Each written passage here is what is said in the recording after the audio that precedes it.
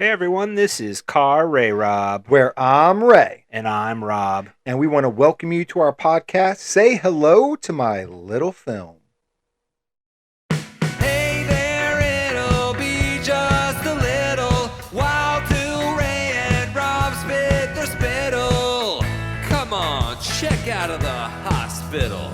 So grab some of your best peanut brittle. This will be a darn good transmittal.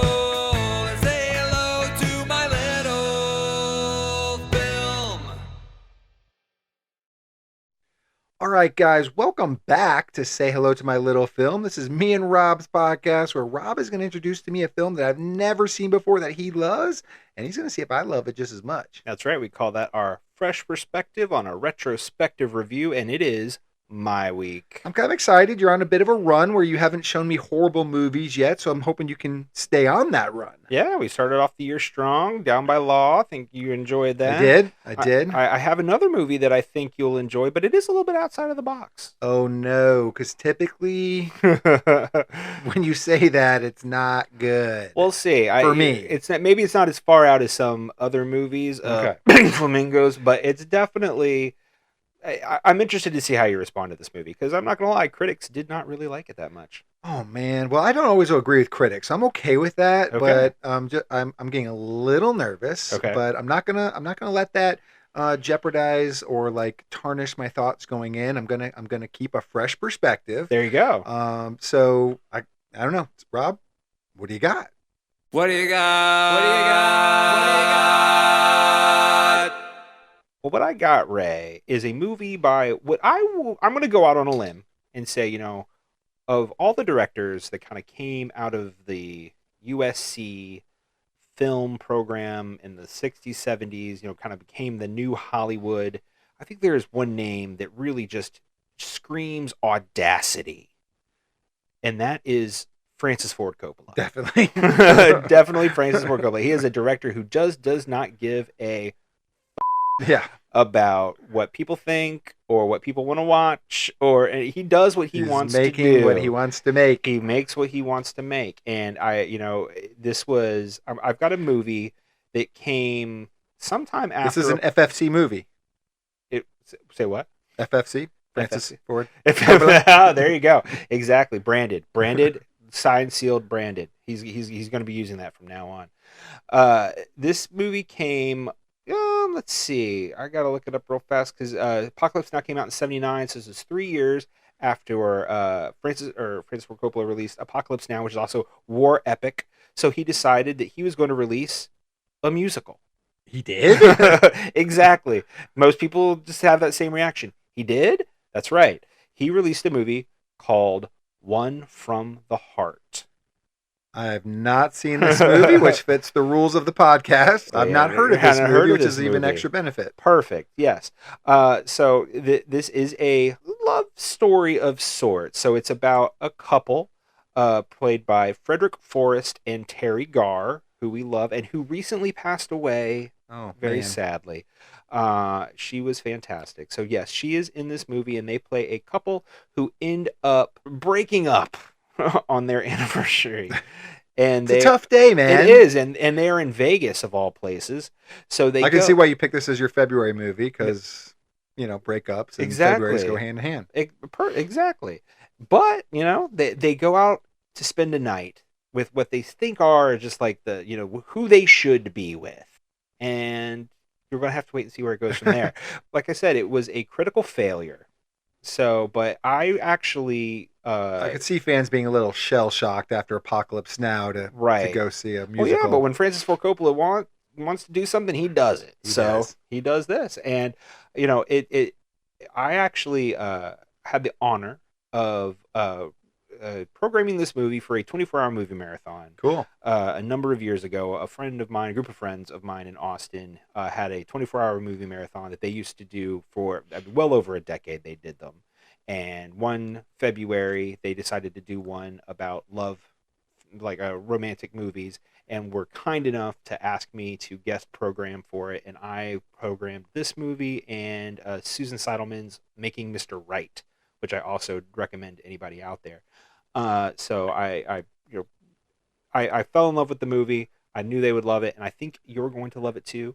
Is this original music? Is it? Well, so that is where another interesting little element is, because we are going to have not only a recurring character on Say Hello to My Little Film, but a back-to-back recurring character, and that is Mr. Tom Waits. That's what I was hoping you were going to say, because he's my favorite actor that we've talked about so far, or had in your last movie. Exactly. So he did the soundtrack for this movie with Crystal Gayle.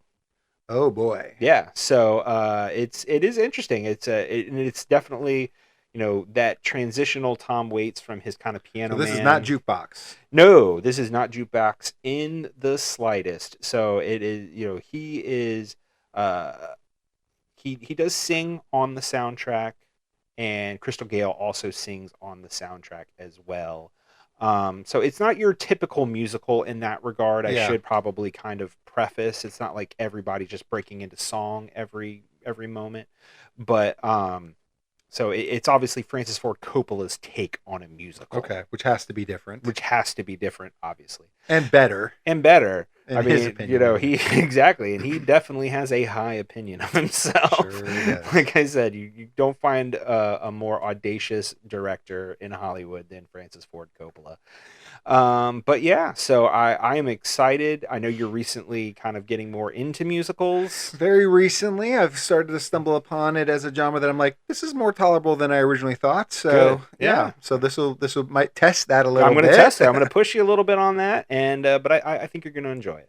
All right, Rob. Well, I can't wait to see it. And this is the part of the podcast where if you guys haven't seen this yet, then you need to pause the podcast. Do what me and Rob are going to do. Go watch the movie. Once you're done, come back and listen to my thoughts and Rob's thoughts on One from the Heart. One from the Heart. It's a Good new movie. memory, Ray. It's a Good new memory. movie. I don't have to memorize that yet. I'll know it when we come back.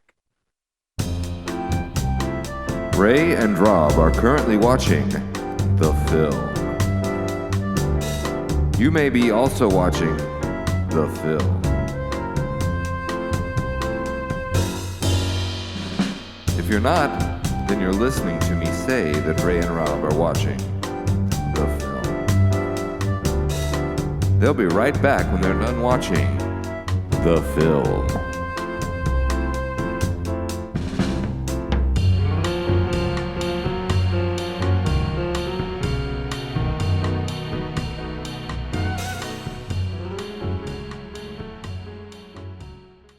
All right, we're back. And Ray, before we get started, I gotta get something off my chest. Do it. I gotta do it.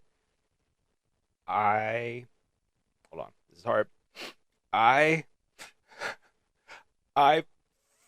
fucking love Tom Waits. I know you do.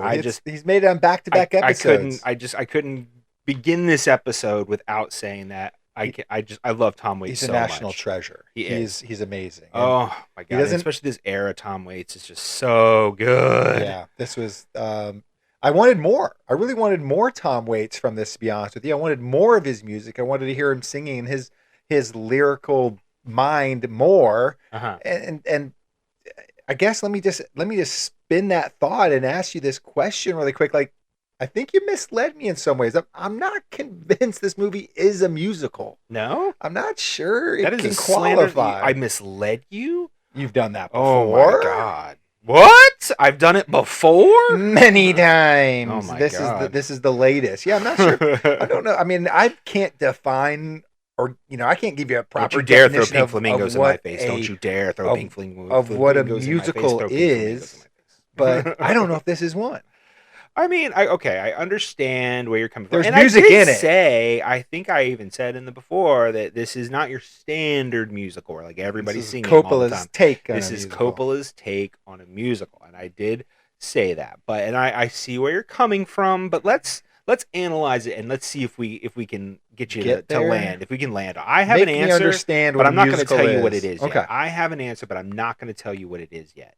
So let's dive into this thing and let's see if we can figure out for Ray if this is a musical or not. Okay, we can try that. Now I will say what I do think this movie I'll is. give Home Ec another shot. Yeah, I'll give it another shot.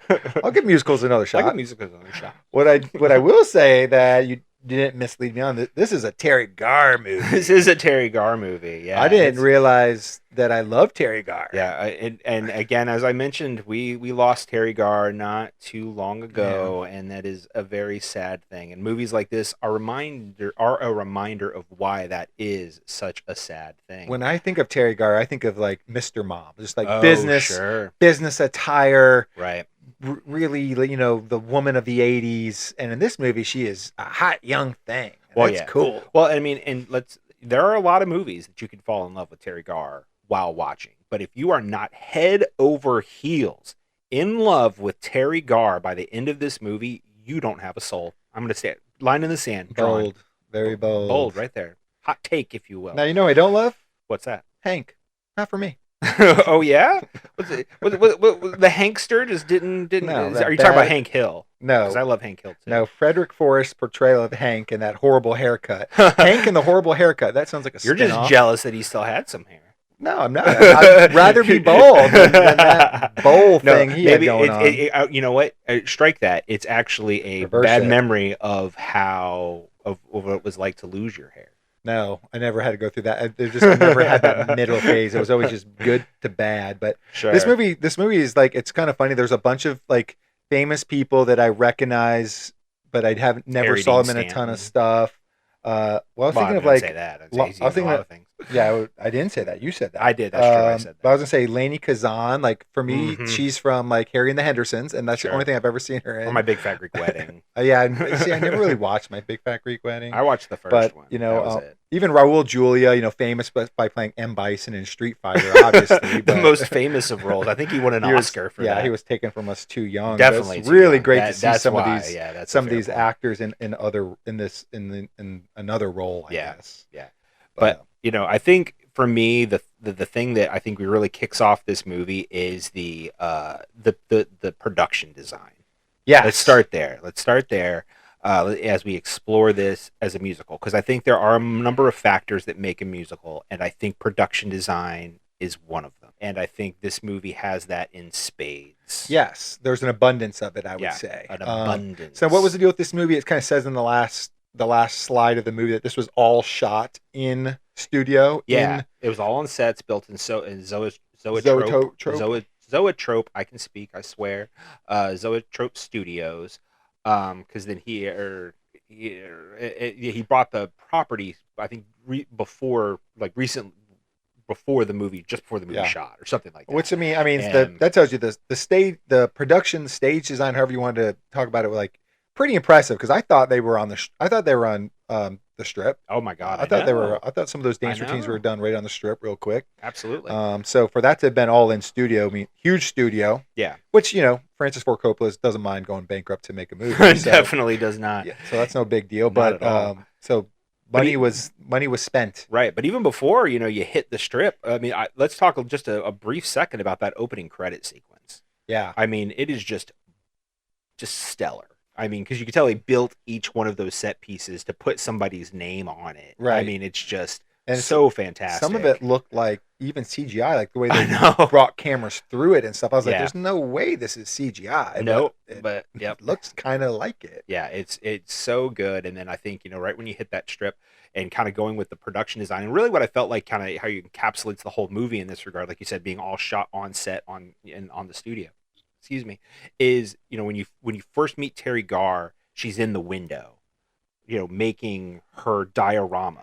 Right. So it kind of feels like it's like a diorama within a diorama. Right. Like, because this whole movie is basically a diorama. Yeah. So it's kind of an interesting little thing. I mean, you know, trying to get into the mind of Francis Ford Coppola is a cabal all on its own. But what was it with, like, in the 80s, those glasses that had to be like twice the size of your face? Oh man, fashion trends are weird. Yeah, because Teri Garr is so pretty in this movie, and I just don't get the. But then glasses. She takes them off, and then she's pretty. She only wears them when she works. Such a trope. Just take off our glasses. The Superman complex, exactly. And I wear glasses, so I find that offensive on multiple levels. But it doesn't help when you take them off. No, I see way worse. But but so I guess we kind of like they kind of just, you know, she's working. Yeah. You can tell she's a travel agent. Or she works or yeah, works works for a travel agents. Yeah, I've and never saw anybody else in the office. right. Well, and she wants to, and she wants to travel. She wants to get out in the world and kind of Her like life's see boring. that. Right. She sees her life as boring. And then we move to the house, which again, going back to the production design, the set design, the way, like the kind of, and going to our musical question as well. It's almost like a dance. Mm-hmm. The way that Coppola uses the house and moves Teri Garr and Frederic Forrest or Frederic Forrest together. Right. Like how they come together. They're going through the hallways, going to the rooms, going to the different doors, and then finally meeting on that bed. Yeah. I mean, it's a dance sequence in and of itself. Yeah, dance sequence where you're 30 feet away from your dance partner at all times. Right. Which is even harder. Right. But it's choreographed so good. And I will use that term a lot during this conversation, I know, is choreography. Because again, another aspect of musical is choreography. And I think there's a lot of that in this movie, even when you don't realize that's what you're watching. Sure. And then we kind of learn it's their anniversary. Yep. And, I think in these first couple of minutes, they seem well enough in love. And Yeah. then they exchange gifts. Yep. And she gives him a ticket to go to Bora Bora. Right. She wants to go on Like you vacation together, Mm-hmm. do this big old thing. And he gives her a deed to the house. Right. Two pretty cool gifts. True. But they symbolize two different things. Hers are tickets to leave. His is a deed to stay. Right. You know? And she just kind of laughs his gift off. She Yep. is not into it. She said, "This is a fixer-upper house. Basically, I do not want to live here. Right. This is not where I imagine staying my whole life." Sure. But that doesn't really slow him down from enjoying the night. But you can, I guess, see that there's a rift between them. Definitely. And like she gets dressed up to go out, and then he's going to cook to stay in. It's this kind of series of events that you can tell that there's friction in their relationship. They're on different It's building up, wavelengths. right? Like maybe they're, just they're not as comfortable together as they used to be. Yeah. This is their 5-year anniversary, and so maybe the wheels are coming off. But I would like to have seen why she thought they were going out. Like, what did he say? Where he's like, "I'm clearly making dinner. I bought groceries, obviously." I think she said you said we were going out, so Yeah. maybe it was more like a thing. It was something off camera where No, he I know. told I'm kind her of they were joking, but I right, would just yeah. like, I wonder what he said that they could be so far off. Sure. Because she's dressed up all nice, has no Yeah. clue that he's just downstairs cooking away. Right. But they, like you said, they try to push through. She's like, "Oh, let's promise to never fight again." And then, "Oh yeah, we'll seal it with a kiss," and everything seems fine. And then, again, kind of going back to this amazing, kind of production design, set design, the lamp in the big Yeah. room, and it's basically like a preparation for sex. Oh, sure, yeah, he's scene, setting the scene, and Yeah, I mean, he's it's setting so the good. mood. Yeah.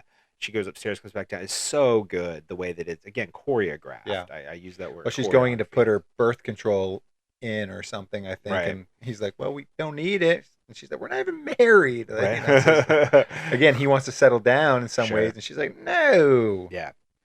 Yeah. But then they do it. Yeah, and then they do it, and I think the relationship it's interesting because especially for a movie like this that's built so much on the breakup and like what is happening in the breakup, post breakup, and what's going to bring them back together. You really have to nail the relationship prior to the breakup, one way or another. Where it's on the rocky ground, whether because you want to give you have to give the audience something to root for. Right. You know what I mean? And I do think that does a pretty good job. I think they have a decent chemistry that kind of makes you like, okay, I see why these two are together. Yeah, they're on separate wavelengths right now, but you can see why maybe they were in love at one point. Opposites can attract, of Right, course. sure, absolutely. And so even when they're talking about the money, it's like our money. You Right. used our money to buy tickets. You used our money to buy this house. You didn't talk to me about. So it kind of leads to that bigger fight.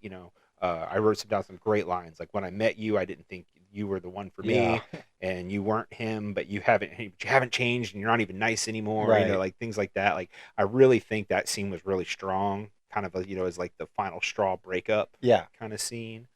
But I guess for you being fresh to the movie, how did this kind of build up work for you? Well, I liked it, but I think we just kind of go from like them having. I like that dialogue. I liked that like reasoning for her, Mhm. but I did feel like we kind of went from like argument, not on the same wavelength, to sex, to breakup. Mhm. It's like so it kind of felt like a little like they're marching through it pretty quick. Where Right. maybe in a real musical, you have a song number in between there that gets you from point A to point B, but they didn't use words. They didn't use song quite like that. Sure. And so you kind of just jumped to that. Felt like you just kind of jumped to that point. Sure, I get that. But like I said, I liked how she said it, and I got her reasoning, and like what she's saying matches what I'm seeing on screen. Mm-hmm. So, I was like, yeah, ditch him. Right. You're so boring. You've forgotten how to live. Yeah. And I mean, he has bad hair. So we already know that. Ray's not rooting for him because he has bad hair. No, you can't. Obviously, like, put some effort into it, man. But I love it. Like when she's leaving and it's great. And she's talking about like going to Bora Bora and he's like, it's just going to be, or he tells her, it's just going to be you and all your walking on the beach. And she says, not all my because he's not going. So right. it's so, there's a lot of great lines like that. I feel like in the movie, just kind of through the whole movie. The dialogue again. Yeah, they snip at each other well. Right. I think for two leads that don't sing in what could be a musical, we'll find out by the end. Right. I think the dialogue sings. I'll use that term. Sure. Because I feel like it's cooking the whole time. Yeah. Then I think pretty much we see like Maggie and Fran. Like Maggie goes to stay with her best friend Fran. Frannie goes to stay with Maggie. Sorry. Yep, there you go. And then, because that's the thing I was thinking, like Hank and go stays with Mo. Right, so both their friends, Mo and Maggie. But Maggie, I was kind of surprised with Maggie because she was kind of like wanting Frannie to get back with Hank. Yeah, she's like almost like you can't do better, basically. Like I hate dating. I hate it. Yeah. I'm going out with this guy tonight, and I don't even know why I'm doing it. Like I hate it. Like luckily I like him, or whatever. Yeah. And like Franny's like, I want to go out with a bunch of guys. I want erotic things to happen. Like you can tell, like she's begging for this bigger life. She sees this bigger life for herself out there. Yes, and she's not getting it right now. She's not getting it right now. But go ahead. What were you gonna say?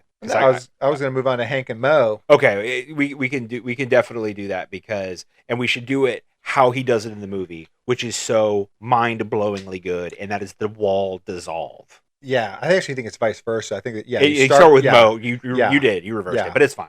But yeah, it reversed. But the wall dissolve between Mo and Hank and Frannie and Maggie is so good. It's almost too good. Choreographed. It's almost like too good because it's distracting. Because I'm like, are they projecting? What's going on with this wall? Are they projecting it on there?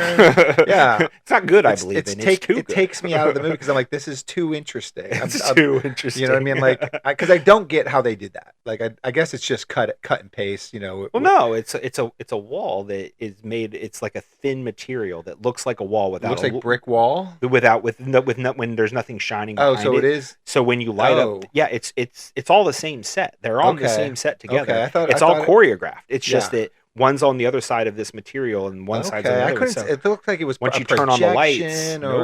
Very cool. Once you turn on the lights, you see what's behind it. So it's too fancy. It's too fancy. But you do get Harry Dean Stanton out of this though, and I love Harry Dean Stanton.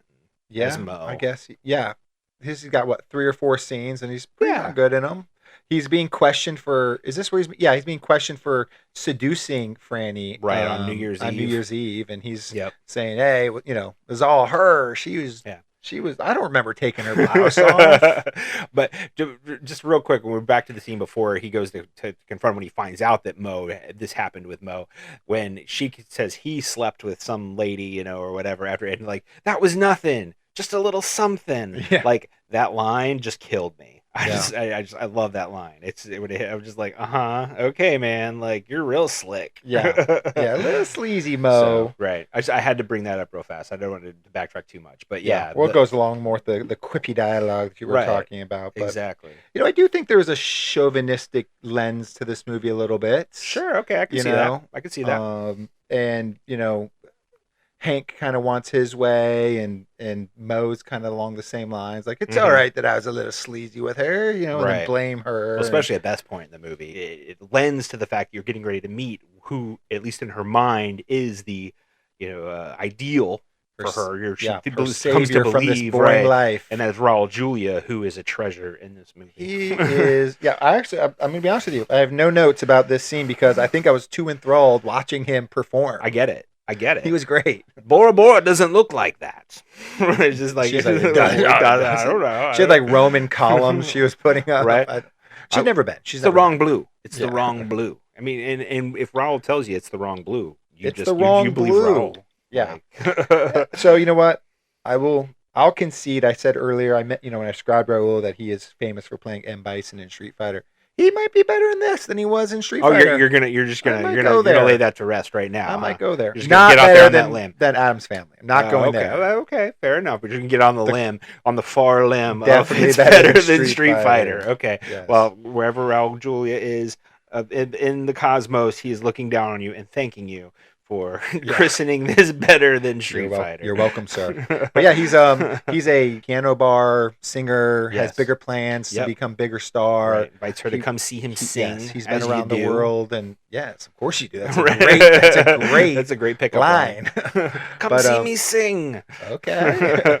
But I was like, go, let's see him sing. Right. I want to see Raul sing. Yeah, and she's like, she just won't do it. She won't do it. And Maggie's there, and she's like, oh, you should go. I'm like, no, I'm not going. Like, takes the matchbook and all that. Yeah, I mean, she's playing coy. Like, I can't do that. It's not me. I can't do it. I can't do it. And then she obviously wants to go. Yeah. Of course she does. It's like that thing, like, you want to do something, and then when it's in your face, at first you're like, well, I'm not going to actually do it. Yeah. And then you're like, then she's got to find the bravery to do it. And Sure.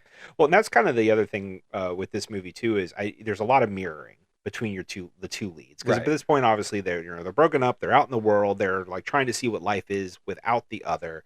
And she meets Raul Julia, and this is where the next scene is where he meets Nastassja Kinski, the circus performer. Yes. And so it's interesting to his boringness. Right, exactly. And it's kind of this juxtaposition between they're both the shared, or I should say the separate experiences of this couple out on the strip, at this time. Yeah, they're very similar. Right. Yet they're kind of going through the same thing to different degrees. Yeah. Well, absolutely. I mean, they're both, they've been together 5 years, which, on one hand, I guess seems like a long time, but also not at the same time. Yeah. It's not like you've been together 15, 20 years, you know what I mean? Right. And it's like, what is life like out there? No. I don't even know. Do they still date? I don't even know. Yeah. Nothing was changing back Right. then. But I will say, like, I think it's important to note too, like, when Frannie was tempted with Ray, she was like, no, no, no, no, no. Yeah. But when Hank was tempted with Lila, he was like, yes, yes, Yeah, yes, right. yes. There I you go. love Exactly. you. Exactly. Like, Yeah. yeah, you're cool. Like, I think I'm in love with you. Right. And Like Mo is like, push him, go talk to Yeah. her. But I mean, I guess Maggie was doing the same thing. But it's, and then, he goes up, and the way he lights the Zippo. Do you remember that? Where he it's like he flicks it. I don't even know how to do that. I mean, No. are you a magician? now that was definitely CGI. There's no way that was real. That was a magician move. Yeah, and it's great. But and you want to know what? I think Mo, Harry Dean Stanton, put it the best. It's the most highly implausible thing I've ever seen in my life. And Lighting the Zippo. I was going to say, I don't know if you meant Nastassja Kinski or the way he lit that Zippo, because either way would have made sense to me. Yeah, I liked when they were first seeing it. Like, they were standing right next to her, and she's kind of eyeing Hank down, and they're like, who's she looking at? Like, go scoot away from me and then see who she Right. so we Do can her tell eyes who's- move? Yeah. She's definitely looking at Harry Yeah. Dean Stanton. He's got better hair. Yeah. So so that was funny. That's a classic, like, guys at a bar, like, she's looking at me. No, she's looking at me. No, Right. separate so we can see who she's looking at. Right. But then they also yeah. do the same juxtaposition when they talk about the story about how they met. Because they were like, and they were kind of walking around and like talking about the story about, how they met. And like I said, that's a thing that kind of, it's interesting how, kind of going back to what we've talked about and going back to this idea of a musical, the way that this movie is choreographed in that way, because there's a lot of near misses, it's kind of goes through this movie where it's like they're interweaving between each other without even realizing that they're like so close to one another. Right. And it's really amazing in that way, in the way that it's shot. And Well, I think there's some cheating there, though, because it's not like it's a oneer. No. know I what I mean, mean? I'm not necessarily Yeah. saying it's a oneer, but especially the use of corners and things Yeah, like that. yeah. When like somebody's hidden and then like the other one pops out and the other one like comes out for a second and then pops back in and then whatever. It's just again, it's kind of like near misses that you would think of, Right. just being out in the world. So, but again, I see that as a choreographed dance in a way.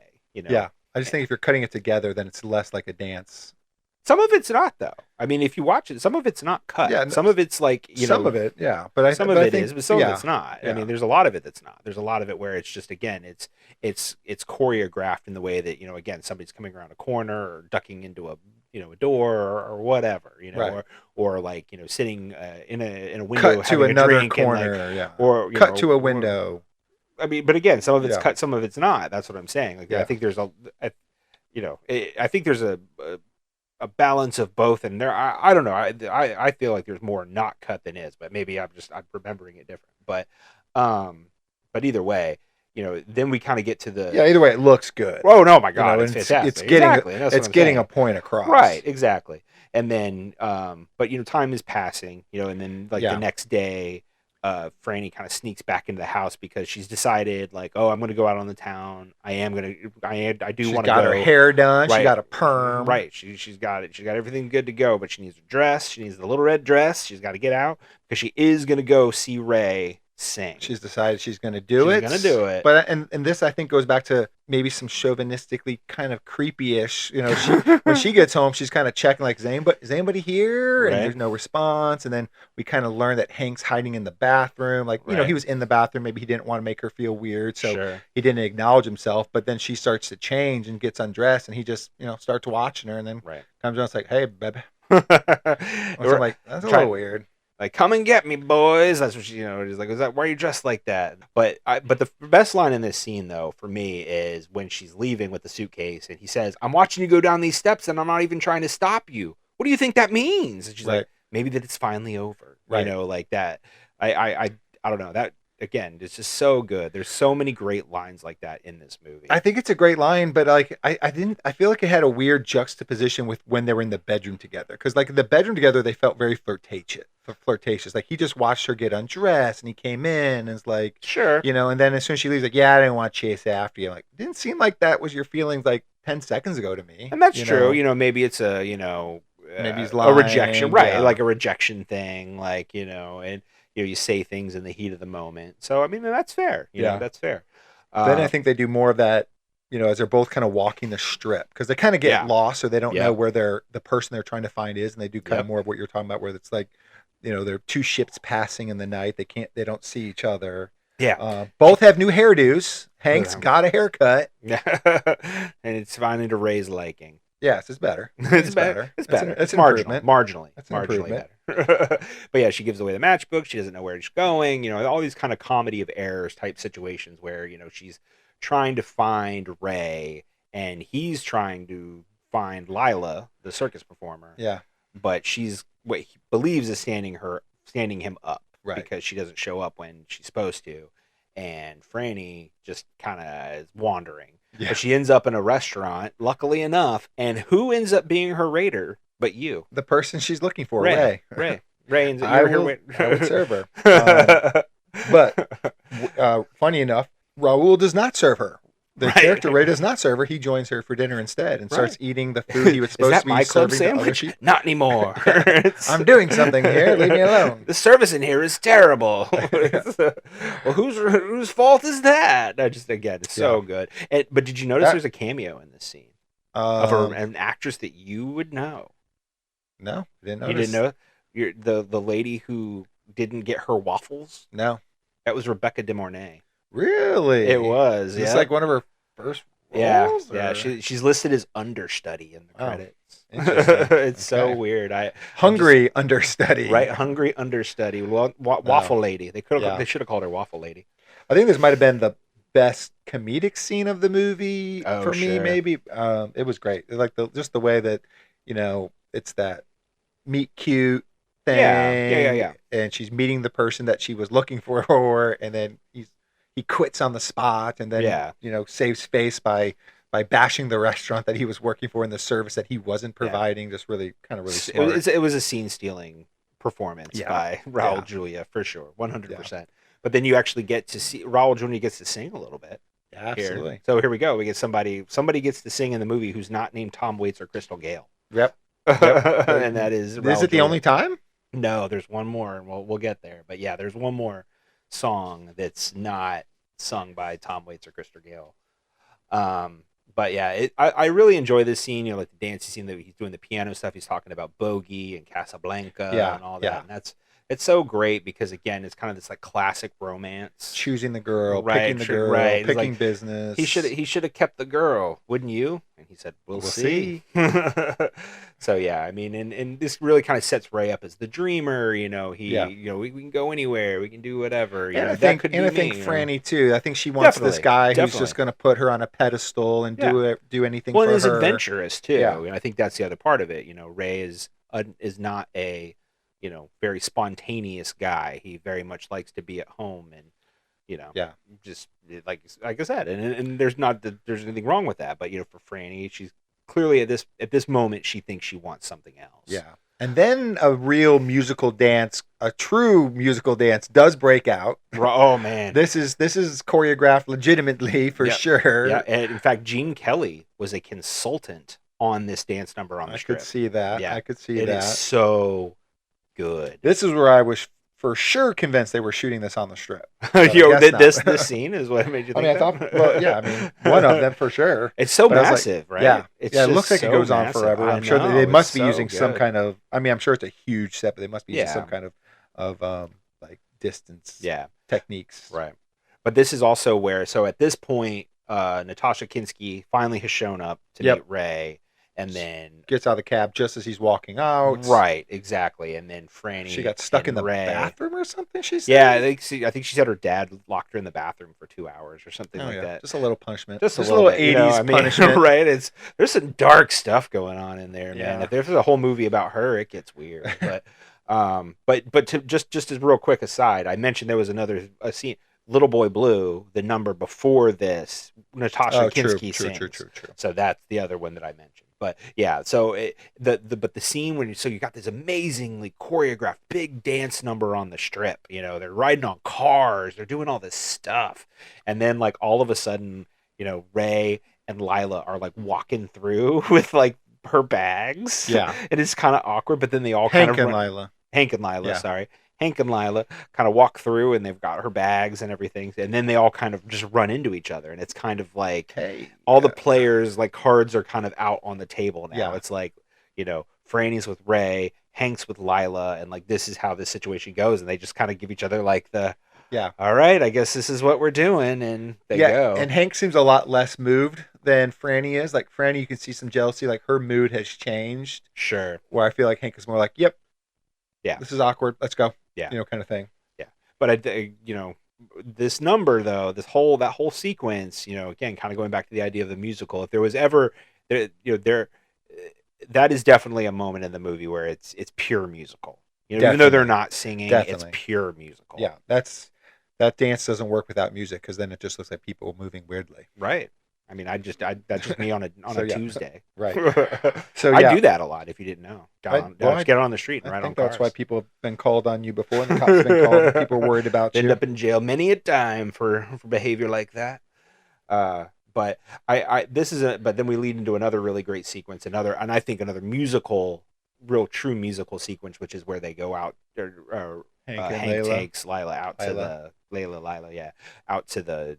I wouldn't even know how to describe. I don't want to call it a dump because that seems weird. I don't want to call it a junkyard either. But like, but it is What's the garden of the Taj Mahal? I mean, let's be honest. That's what it is. So, but the Garage Mahal. Right. Oh my God! There was a restaurant. Copyrighted. There's a restaurant in Austin called the Garage Mahal. So, was there? Yeah, I did not remember. I don't remember. Served a great Indian food. There you go. Well, there you go. Okay, if this movie needed something we didn't realize it needed, it was a tightrope sequence. Most movies don't call for that, but this one did. Nastassja Kinski knocked it out of the park. Not only does she tightrope, she like does the walking on a ball, like a giant ball, like a grizzly bear is known to do. I mean, she is talented. Yes. The only thing she can't do is act. What? That's a joke. Man. That's a joke. joke. My God. If I could reach you, I'd slap you, I would. But I can't. Don't. We're too far away. But yeah, it's, so again, kind of in this juxtaposition moment, here they are, Franny and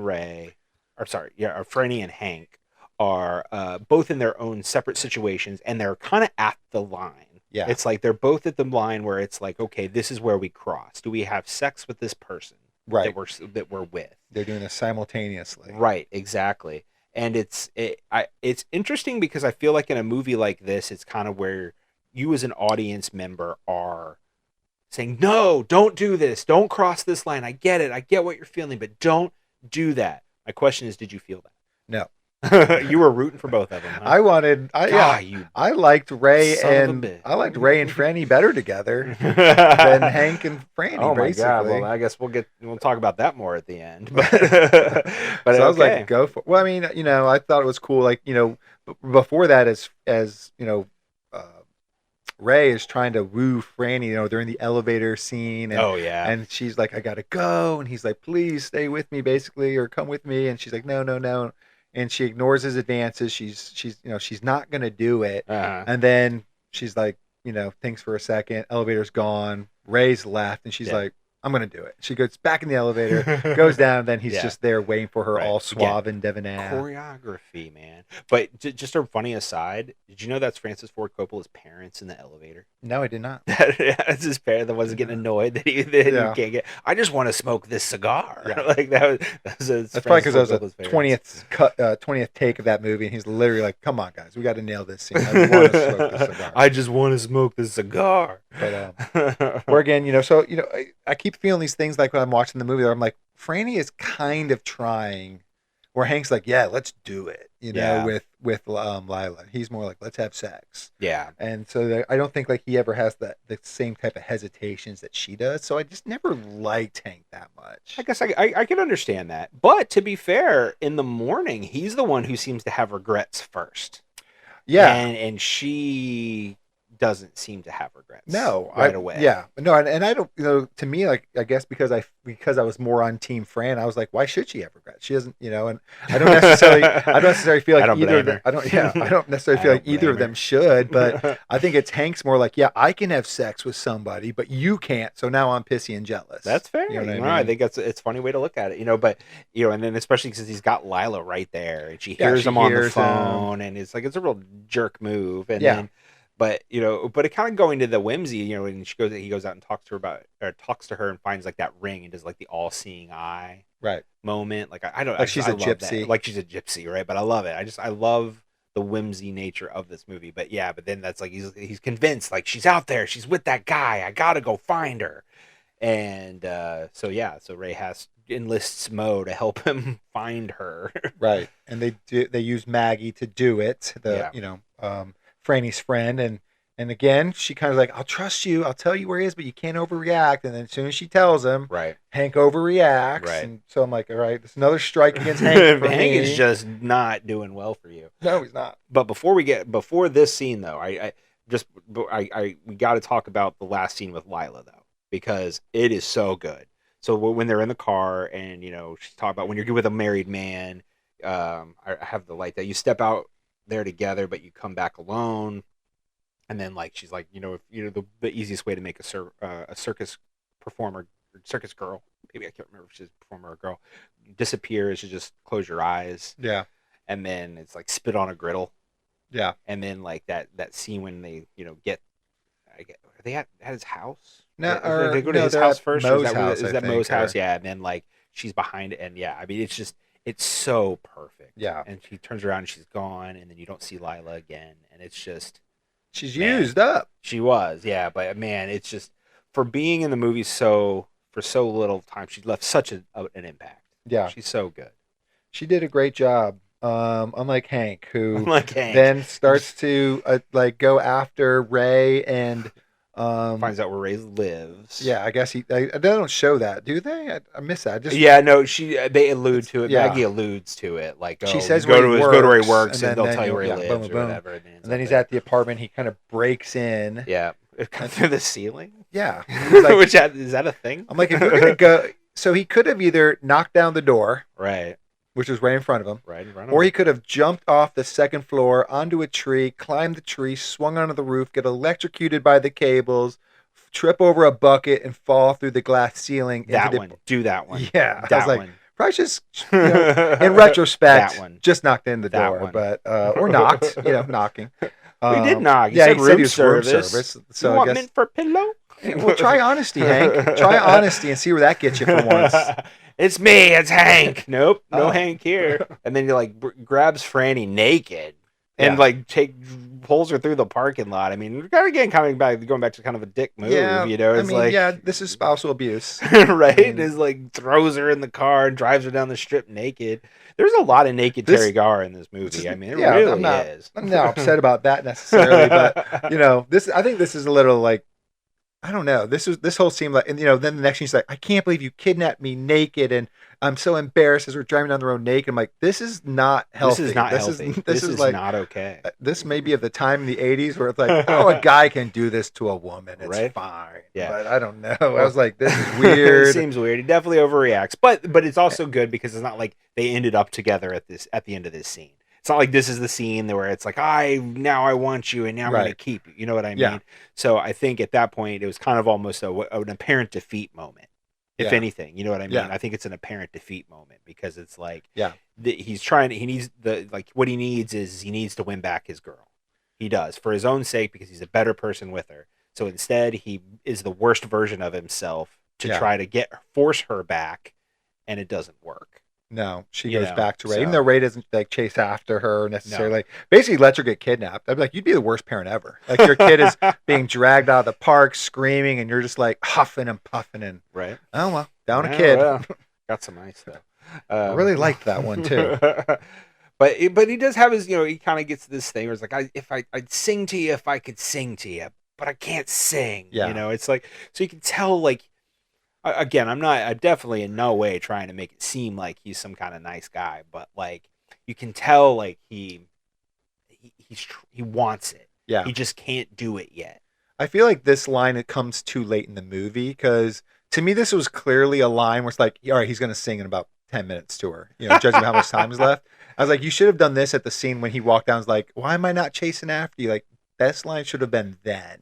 Okay. You know what I mean? I think how you would write a movie. I get that. Yeah, no, I get that. Because I think this line comes out too late. Because it's a decent line, but it's just it feels too rushed to me. Yeah. Okay. Like the little arc that this line is serving. Right. Well, yeah, because obviously like Ray and Frannie are then going to Bora Bora, and Ray decides like, screw it, I'm going to get him, and like rushes to the airport and does the whole thing, and then like you said, sings to her on the tarmac. Sings to her or on the jetway. It's called the jetway. Yeah. And but she says it's too late, Frank. It's too late, and like you can tell she's moved, but it's not quite. Yeah. She's not quite there. I mean, it was a horrible song. It's like a song you sing to your 2-year-old. just can't win with you. You just can't win. What was it? It's like You Are My Sunshine? Wait, is it because Raul Julia's name is Ray, and you think, man, his character's name is Ray? No, it's because Raul Julia is Raul Julia. That's fair. Never mind. That's fair. But yeah, and it's. We're kind of winding down at this point. Ray goes home, closes up shop. I wrote that kind of like closing up shop where it seems like he's like turning everything out. He's like, I'm just good. This is it. I can't take this anymore. Giving up by giving up electricity. But then she comes back. There she is. And there she is. And so, yeah, I mean, it kind of ends at that point. But so it's funny because now I can I definitely, if I asked you the question right now, did she make the right decision? I feel like I already know your answer. The answer is no. Why go back to Hank? This makes no sense. He's horrible. He kidnapped you. He made the grand gesture at the airport. Again, that was an apparent defeat moment. Yeah. Well, you know what? It's like on a scale of 1 to 10, if you kidnap me, I would be mad at level 10. But you know what? I do not appreciate being kidnapped. On a scale of 1 to 10, if you kidnapped me while naked, I'd be at a 20. If you came back pay $10, if your way of making up for that was to see sing, Hank kidnap you, You Are My Sunshine or something, I'd be like, that's a 2. But that does not outweigh the 20. So, I mean, okay, fair enough. We know where Ray's lines are. So why do you like that she goes back to him? I'm not even necessarily saying that I do or don't. You answer the question. Well, I feel like no. Quit ducking it. No. I think ultimately I think thematically speaking, she made the decision as far as her need because she also needs to like. It's not just about the idea of being adventurous. It's about the idea of not valuing where you are in life, and always looking for the grass is always greener somewhere else. And but even on the jetway, Hank does say, I'm thinking I'm traveling. I want to look into Bora Bora, and like what I mean. So it's like I think in that in those lines, for me, it alludes to the fact that he's going to wants to change. He wants to find a balance. He wants to And I become think, what Ray already is. fair enough, but but you see this 1,000 times, man. You get on that plane with the sexy dancer guy, and then he turns out to be crazy. Yeah, Because it's like, oh, I'm just gonna blow all my money to go to Bora Bora, and then you're stuck in Bora Bora, and Yeah. you don't know what have no way home, and then you end up in the sex trade because Yeah, we don't know. you get abducted by pirates, and then you end up in Thailand in a fight pit with your hands covered in broken shards of glass, and then What's not exciting? She wants erotic excitement. There it is. Yeah. Yeah. I mean, I guess I think the movie never tried to make Ray look bad. What I mean? I guess that's fair. Yeah. So I it's get that.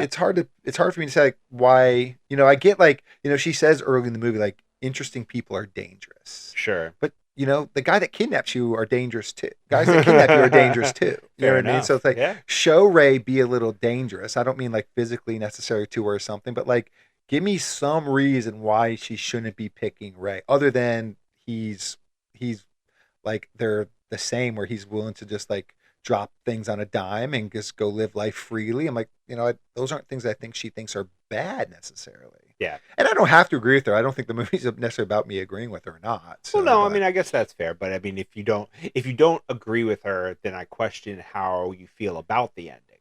Yeah. You know what I mean? Where would I guess we'll find out. Yeah. But but I think before we get to that, let's kind of dissect it, since we are at the end of said movie. Let's talk about the question itself, which is, have you landed on anything? Do you think this is a musical? I think so. We kind of mentioned the kidnapping scene, and there is a song by Tom Waits, I think it's on both parts of that scene. Yeah, that I think is where a spoken word, where he's kind of doing the spoken word. Yep, that song smacks. Oh yeah, that song's amazing. Oh, so good. Yeah, I don't know what it's called, but it was great. Yeah. I would download that on iTunes and just listen to that. I have really the soundtrack. Good. It's being on your. He's talking about being on your. You're gonna have to go on your knees and plead, or say you're sorry. And I'm this is perfect, because this is what Hank is gonna finally do, and then he kidnaps her instead. Okay, right. But again, parent defeat. Yeah, to me it should be defeat.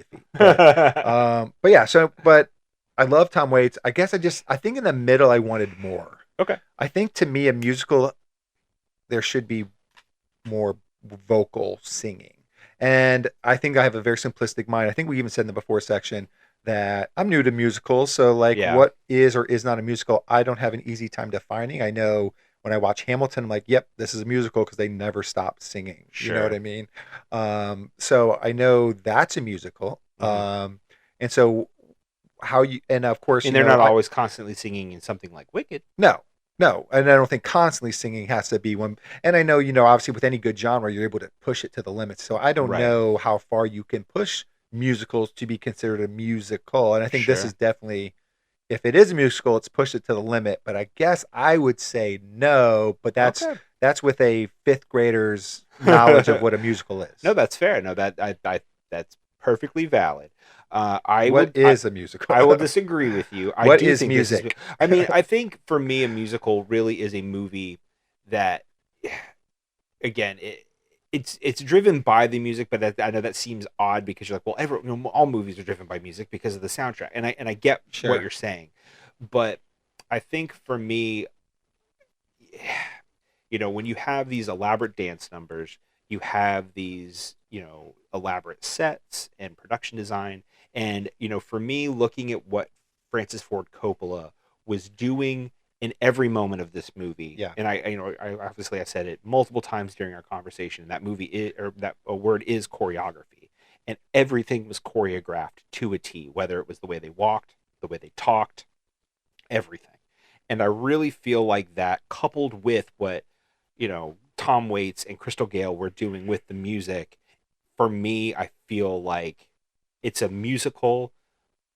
But yes, it's not a Broadway musical. Yeah. And maybe that's the line, is I would not call this a Broadway musical. Sure. But I do think it's a musical. I think it's, like I said, it's Francis Ford Coppola's variation on a musical. he wanted to take the genre and do something that was him. And I think he did that in spades. Yeah, I definitely see what you're saying there. I think this is, I have to agree with you. I'm going to take your expertise over my lack of expertise. Well, no. This It's is not that you're not wrong. I'm not saying you're wrong. Don't take it that way. Thanks, I appreciate that. But most likely I am. So no. This is a Francis Ford Coppola, take on a musical, and I think there is enough in there for it to kind of fall in that realm. Because again, we said genres can be pretty expansive. Yeah, absolutely. Well, now comes the final and perhaps biggest question here at Say Hello to My Little Film, and that, of course, is Ray. Did you like this movie, and would you recommend it? Okay, this is tough. Ooh, man. As we were getting through this, I had a feeling this was going to get more complicated than I thought it would be. Yeah, unfortunately, I'm going to have to say, for the most part, I think I won't recommend this movie. I'm not going to say I didn't like the movie, but I just can't get on Hank's train. I think Hank is the crutch for me that I can't get over. I think Ray is great in this movie. I think Teri Garr is great in this movie. There's scenes here and there that I really, really enjoy. I love the music. Hank is a huge thorn that I think kept me from really enjoying this movie because I couldn't buy into the ending. And you know what? I think, as you kind of mentioned, there is a lot of Francis Ford Coppola in this movie, and I almost think in some ways that, because I'm all about character, I talk about that all the time. To me, like, I love the character's journey. It has to make sense to me at the end, so I didn't totally buy Teri Garr, Franny's choices in this. But I do think at the end of the day, the movie is simple, and that's fine. It's a will they or won't they get back together. Mm-hmm. And I feel like the movie has, but I think the characters have a really hard time outshining the production, the choreography, like the Francis Ford Coppola of the movie. Sure. I don't think they ever could get out of his shadow in some ways. And Hank just being a jerk just threw me off. You just can't Hank. You know what? I can't Hank it's fair. it. It's fair. You can't Hank. I get it. There are times, there are definitely movies where a character comes on screen, and for you as a viewer, the movie doesn't recover. You cannot be my protagonist. Right. I've definitely had movies like that before where I'm like, oh man, this movie wasn't necessarily bad until you showed up, and now it's just not going to be good for the rest of the time. So no, I get what you're saying. I don't necessarily agree completely. Don't have to. Because exactly, we don't have to, which is why I recommend. We live in a world where we don't have to agree and can be friendly. Exactly. So I was hoping for a different outcome, but I guess I'm not going to get it. But that's all right. March is another month, and we'll see if I can redeem myself in your eyes next month. All right, Ray. So I know you weren't a big fan of One from the Heart, but hey, have you seen anything else lately that you're a big fan of? I finished a couple shows. Some shows I finished up. I caught up with Hit Monkey season 2. I don't know when this came out. I don't know either. I remember kind of it coming out, but I can't. I had a lot of fun with it. They got even weirder, which I think is obviously if your show revolves around an assassin monkey, like just go all in. And they went all in. Really, a lot of good character stuff. It's a fun watch. I definitely had a good time watching it.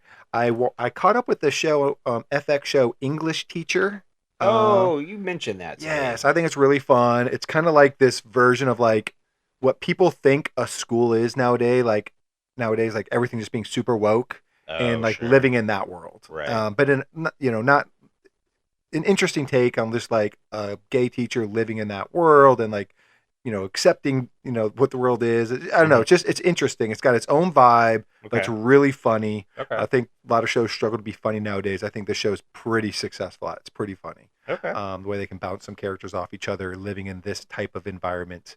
And I guess the biggest show I watched, or maybe like the most vested into show I watched, was Bad Sisters, an Apple TV show. It's season 2. Okay. It's kind of about these sisters who just like can't get out of the way of life around them. But they ended up like. Is it British? It is British. Okay. It comes from or Scottish or Irish or one of those something. things. Somewhere from over there. British Isles. Yeah. I know it's a remake of something from a different country, even from that. Oh wow. Okay. But it is really good. It's like in season 1, basically one of the sisters has a very abusive husband. She kills him. The sisters kind of help cover it up, and it's kind of a slow burn to kind of figure out like how are they going to get away with this and how involved were they all. And then, so now season 2 is kind of like more repercussions of that. At points, it gets annoying because it's almost like, how can these sisters screw up this situation anymore? It's kind of, at one point I thought they were kind of going for like, so many different hands in the pot that like nobody's really communicating with each other. So they just keep messing up and making it worse and worse and worse. And maybe kind of speaking to that, like communication is the key, like work together. I don't know. Sure. And so it can be a little frustrating sometimes because it's like, oh my God, how's this going to get worse? Okay, it got worse. It got worse. But I do feel like they wrap up season 2 in a good, in a rewarding enough way where I was like, all right, they earned it. They got out of it. It makes enough sense. I'm still on board. Fair enough. What about you? What have you been watching? Let's see. I've got a few movies that I watched. I watched a movie called Getaway on Shudder. It was written. Love Shudder. You know I love Shudder, and it was written by Nick Frost. Okay. Of Ice Cream Trilogy fame. Sure. And I love Nick Frost. I feel like, between him and Simon Pegg, he obviously hasn't gone to the heights of Simon Pegg, so I'm always rooting for him when I see him in something, to be able to kind of get out there and just be funny, be great. And I think this was a good movie for that. Horror film, but it's kind of a send up of some of these kind of like Northern European kind of horror movies that have come out recently, something like Midsommar and things like that. So it's kind of a twist on that, about a family that goes on vacation to this real remote island during a festival celebrating I want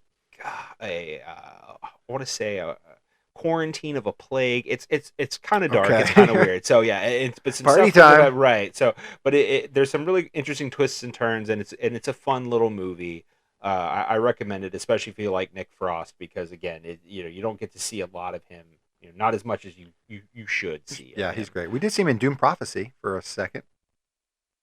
Was he? Yeah, wasn't he the dad of, or the grandpa, or the something or another? I don't think so. I thought now you got me. Oh gosh, I just steamrolled this whole just conversation. Steamrolled the whole conversation because I'm like, wait, what?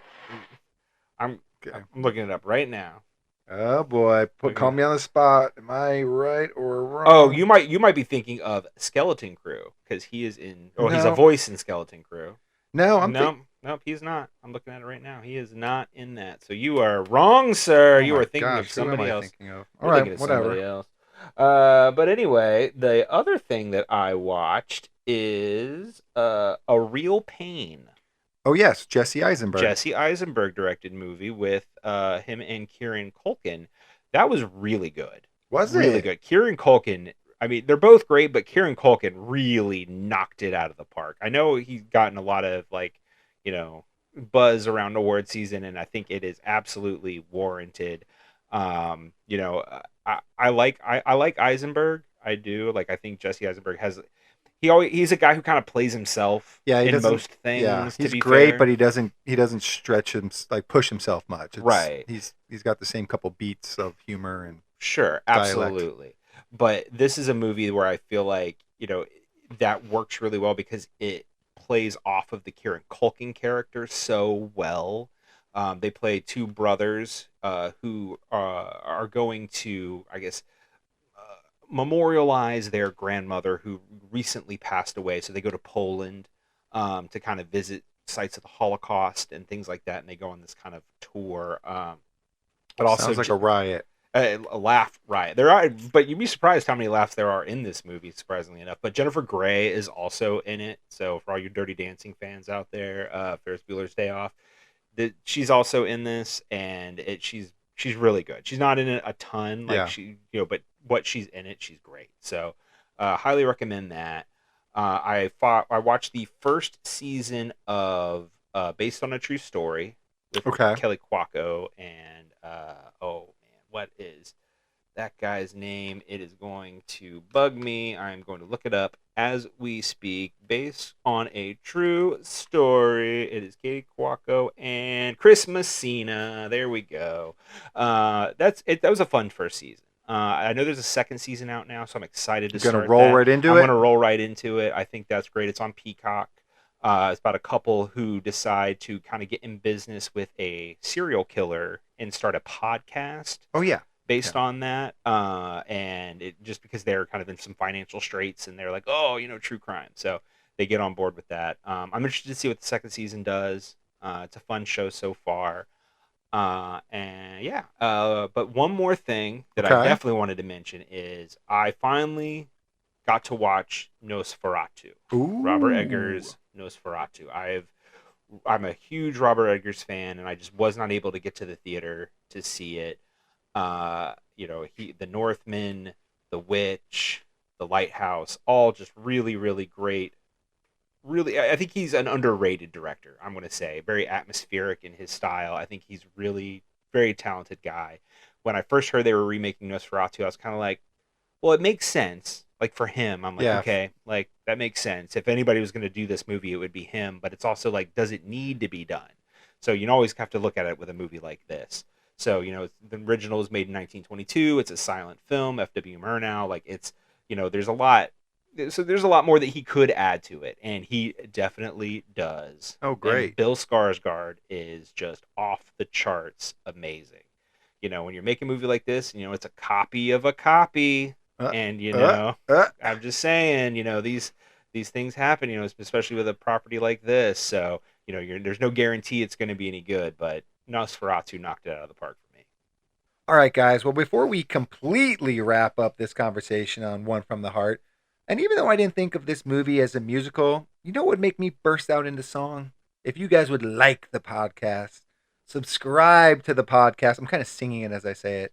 If you leave us a review, we will one day read it live on air. You can email the podcast at carrayrob@gmail.com, and you can reach us at Blue Sky at carrayrob. Absolutely, we'd love if you would sing our praises in the comments section Ooh. of whatever 2 platform you for might 2 be with on. puns. Exactly, and and we would love for you to tell Ray how wrong he is about this movie, because he is. But Hashtag hey, down with Hank. Here we go. but yeah, so if you would do that, and also recommend any movies that you may think, hey, maybe Ray and I should check out. We're always looking for something great to watch. We will be back in 2 weeks, and it will be Ray's episode, and I am already guaranteed to dislike it now, No, just you out won't of be able spite. to. You won't be Just able out of to. spite. You won't be able to. That might be true. That might be true. I'm not going to go in looking like or treating it like that. But you know how it is around here.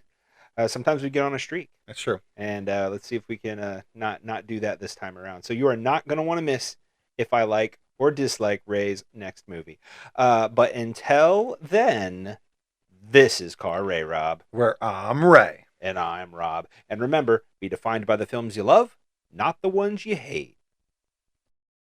Hey there, it'll be just a little while till Ray and Rob spit their spittle. Come on, check out of the hospital.